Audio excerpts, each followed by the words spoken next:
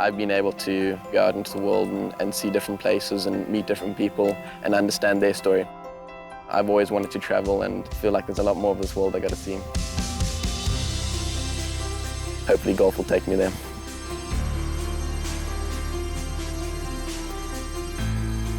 Those aspirations have led him here to Lynchburg, Virginia. But his journey would begin a half a world away. When I think of Zimbabwe, golf is not the first thing that would come to mind. We have other sports which are a lot bigger, soccer being our main one. Okay, so how did you get into the game of golf then? It's a funny story. My dad was the first one to introduce the family. He took us out on just a normal weekend getaway. We just had to go in and had a look at the golfing shop while we were there.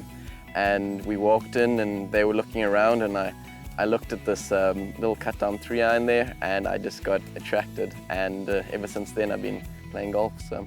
Do you still have the 3-iron? I do, actually. Because 3-iron isn't the club you normally would hit for a first club. I mean, that's one of the hardest clubs to hit, isn't it? That's exactly what I was thinking. I thought they would have given me something a lot easier, but hey. We haven't talked about your game specifically yet. What is the best part of your game? Are you a long hitter, good putter? I like to say I'm a long hitter, but okay. I'm average. Okay, you a long hitter that keeps in the fairway, or are you one that's hitting out of the trees? That's a difference. There is. I'd like to say I'm more of the guy that keeps it on the fairway. Okay.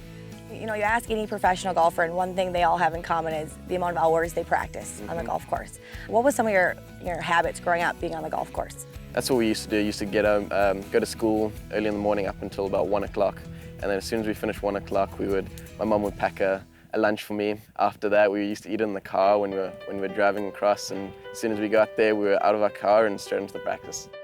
Those long hours at the course would help him become one of the top junior golfers in Zimbabwe, eventually earning him an opportunity to compete in the U.S. at one of the world's most prestigious junior amateur golf tournaments. Coming over in 2014 was a huge eye-opener.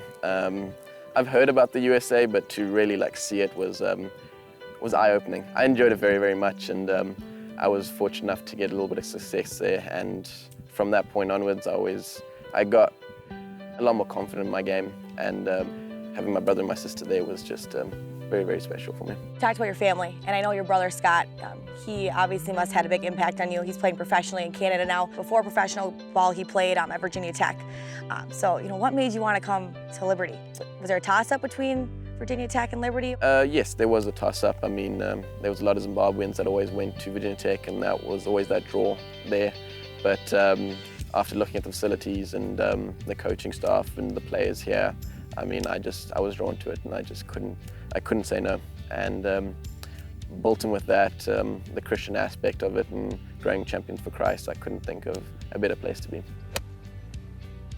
And you talk a little bit about your faith, and golf is one sport that you're constantly by yourself, and there's so much time to think. And has faith played an aspect in your golf game at all?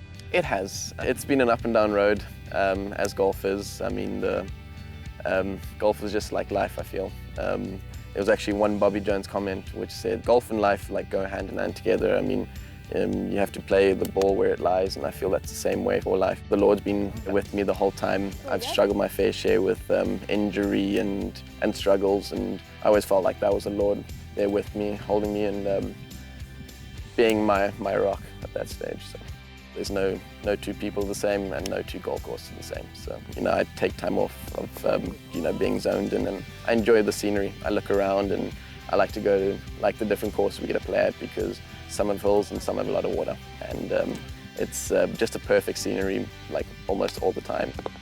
I get to hit this little white ball around for 4 or 5 hours a day, but at the end of the day, there's more to life than just golf.